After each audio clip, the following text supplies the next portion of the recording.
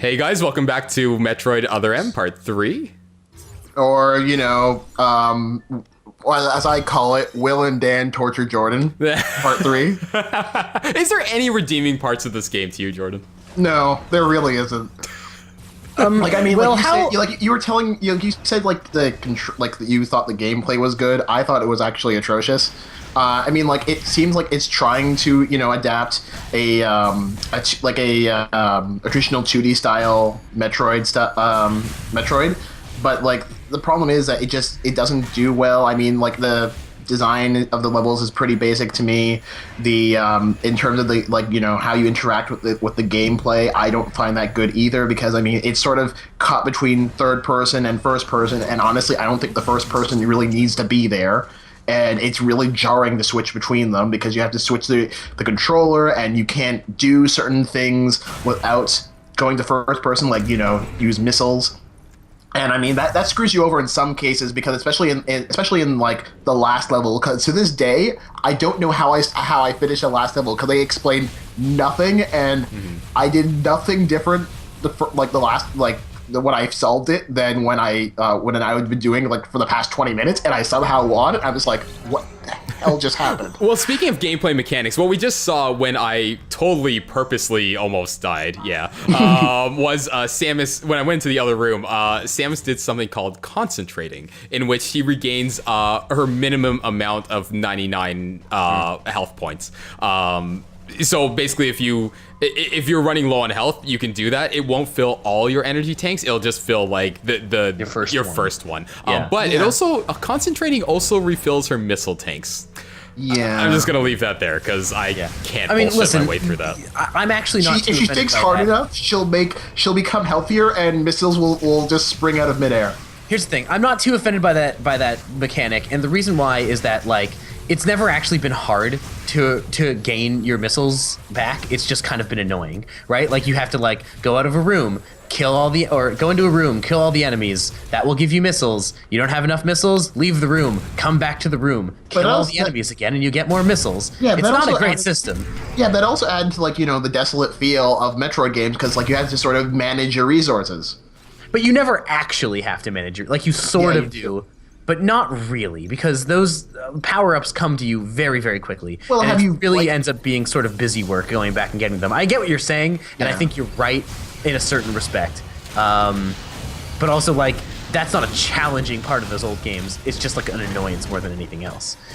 Will, I wanted to ask, in terms of levels and how this is laid out, is this game one big level that you are unlocking parts of? Is it a bunch of smaller levels? So we're on the bottle ship. I'd say in terms of other Metroid games, this one, the level design resembles that most closest to Metroid Fusion, in the sense that you're in one space station and it's sort of divided into different sectors. And the space station has magic different sort of temperature climates and stuff. Yeah. Each zone, quote unquote, is a different. We're gonna get a winter-esque zone. Then we're gonna get we have a foresty zone. So it does change up the level design. And of course the fire zone. Yeah. Do these things feel does it feel connected in the way that the older Metroid games sort of feel? The big point, a lot of the big stuff that makes the older Metroid games interesting is just hey, you're on a planet, and it's all about just figuring out this planet. To me, I would say no. It honestly feels like a ship with all the things that should be on a planet. I guess what I'm asking is are those divisions too discrete, or are they too separate to the point where it doesn't feel like it's one environment that you're sort of slowly unlocking? It just feels like a smaller environment that is connected to another smaller environment that is connected to another smaller environment. It feels I'm not gonna lie, it does feel like a skin.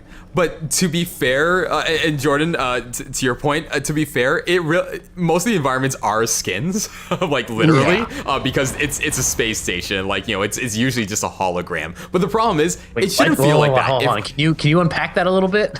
We'll see in future parts. But basically the environments that I explained, the the forest environment, the winter environment, they're really just like holograms. Like they're just simulations of these environments. Oh, okay. Yeah, so they're not real. They're just there to harvest whatever the science is behind it. So I actually realized I don't actually know what we're doing right now. What's the plot of this game? Like, what's happening right now? That's a good question. Okay, so right now we're basically just we're just investigating the bottle ship. Yeah, because there's been some weird activity. We found that giant monster. I can't remember if we found a body yet, but there's definitely some murders going on here. So it sort of begins as like a murder mystery, almost as like what's going on in this mysterious Can I ship. spoil just part of that for a second, though? Yeah, I mean, I hope people who are watching this are planning to watch the whole thing. So, well, I hope people who are watching don't plan to play this game. But the spoiler I wanted to say was that there's a murder mystery thing going on, which ends really stupidly because I mean you can sort of figure out, I guess, who did it. But at the same time, they never tell you. So as far as Samus and everybody else knows, no one knew who killed everybody. No, I would say, it has been a while since I don't play this game for the story.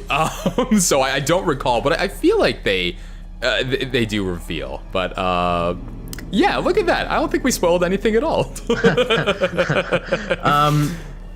Okay, so someone died. Is that what happened? Yeah. Someone died, Dies, and now we're investigating who Well, killed that person? we got a distress signal called the baby's cry. Oh shit. Is that a carnival? I was like, that's not from the game. is it? Samus, my phone's going off. Sorry, Adam. I didn't authorize that. Actually, this overblast mode I absolutely love because it's so badass. And again, it's why I feel so disconnected from like Samus's character in Other M and the character that you play. Because again, I just don't feel like the girl who writes into her diary about all these problems with her superior is that is the actually same her diary, like that she's narrating to? I don't know. That's what I believe. It's the only way I Okay, can so there's really no contextualization for that narration at all. No, just it's the sort of only like, way I can it's the thing justify that's the happening. narration. Okay. Yeah. But I really do like this mechanic, and it's user friendly, but also requires like enough skill to be able to pull these things off. Yeah. What does? Yeah. So. Wait, what does? Oh, sorry. The overblast moves, or when you do the fatal. Yeah. Yeah, like I actually liked them initially, but they just became so samey after a while, and I just was like, I don't even care anymore. Actually, here we are in an elevator. I hate the sequences where they sort of lock you into the third person mode because it just feels so stiff. And I don't know why. Walking as Samus is just so awkward. Like you can totally her walk animation's awkward. You can moonwalk for no reason, and it's not because you want to moonwalk. It's because you can't turn properly. Yeah, it's just an awkward call. Yeah. Well, I mean, like what Dan was saying earlier, where it's like the old games you should find really good ways to show suspense in a 2D game. It seems like that's what they were trying to going for because they do lock you into that a lot of the times when they're trying to build up suspense, but it fails horribly in this game. And but my actual gripe more than that is just when it locks you into first person, because then you can't move. I remember there was this one incident, I can't remember exactly where in the game it was when I played it, where it locked me into first person mode to look for something. I was like, what am I even looking for? Like I spent like a good few minutes wondering, looking around, am I supposed to scan something? Am I supposed to hit something? What do you want me to do? Yeah, and especially can you scan in this game at all? Is there a scanning system in the prior games? No. The only time you scan is when Jordan was saying when it locks you and forces you to find something to progress the plot. Oh, so it's sort of it's just sort of like a haphazard detective mode kind of thing, I guess, right? I wish.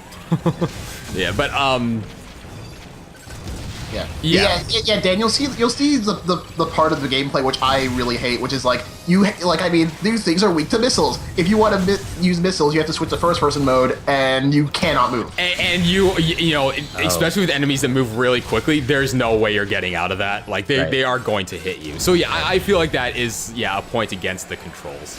But if you're strategic enough, you can get I don't think I've gotten hit at this point yet. Oh, look at that. Yeah. You just need to be trucking along here. Again, test playthroughs. The first one I did was a little sloppier, but that's. You said this is like the third time you've played this game? This is the third time I've played this game since I bought it. Yes. Dude, why do you punish yourself so much? The first time I played it is because it's the first time I played. The second time I played it was like maybe a few years later out of curiosity, and I played it for channel purposes. I think Other M is always great for discussion, and I played it once, and I'm just like, yeah, fuck this. I don't think so. This is funny because I don't really replay there's like almost no games I replay. The only games that I replay are like I'll replay some Devil May Cry games because in the higher difficulties those games become like almost completely different games in really interesting ways. Bayonetta does this too, but like I'm thinking about if I ever record some games and thinking about like I'm just like the idea of doing a test playthrough is like I don't think I'd ever do that because I don't think it would it would change anything. For me, like I just can't tolerate watching going back and watching me play a game like horribly. So I do a test playthrough just to make sure that I don't run around looking like a lost idiot for the longest time. Actually, it's ironic that I say that because at this exact point I'm running around like a lost idiot and I got to turn around. But yeah, like things like that I'll let slide. But like if I go like on an explorative tangent, then I'll definitely either cut it out or but I'll make myself re-record the part. But But Jordan, actually, in terms of exploration, having played the other games and Other M, how do you feel like the exploration in this game for the item hunt compares to the other games? Because it is in this game. Well, yeah, there is like an item hunt, like to get more energy tanks and missiles. But I think for reasons that we sort of went into, it became kind of meaningless to me because they were not hard to find. Most of them I found, and I'm just like, I have no problem finding these things. And because, she can concentrate and make missiles magically appear out of thin air now, like, there's no point to you going through the item hunt now because she can just get more missiles at the drop of a hat. Agreed. The missiles are a bit of like, it's like you could probably get through this game with just the default 10 missiles. You could. Yeah. So I mean, like, it's more just a convenience that you get. Yeah, so the item hunt the item hunt has absolutely no meaning. That's interesting because I think in the reason why you want those missile tanks and stuff in the earlier games is mostly so that when bosses come along, it's like, I will have 30 missiles to deal with this boss. Yeah. Is that a problem here ever? Like, do bosses? No, because you just make more. I mean, again, it's a convenience. If you have the missiles at your disposal, then you don't have to take the time to concentrate. Oh God, that sounds so stupid. But if you don't have them, you're never screwed. And that I actually really like. Sort of to your point earlier, Dan, that like you're never out of a way to beat a boss or to get out of a situation. These enemies were also kind of annoying because you cannot hit them until they react. Until you activate, it's so ridiculous. And then some of them aren't real, so it's like you'd approach them for like 5 seconds, like, oh, that's not gonna beat me. Well, I mean, like, yeah, part of the exploration part of Metroid is examining the environment, seeing what's trying to kill you ahead, and then shooting ahead. And I know a lot of people who play Metroid love speed running Metroid, and in a game like this where you have to activate like an enemy's movement before you can hit it, and then wait for a cutscene too. Yeah. Interesting.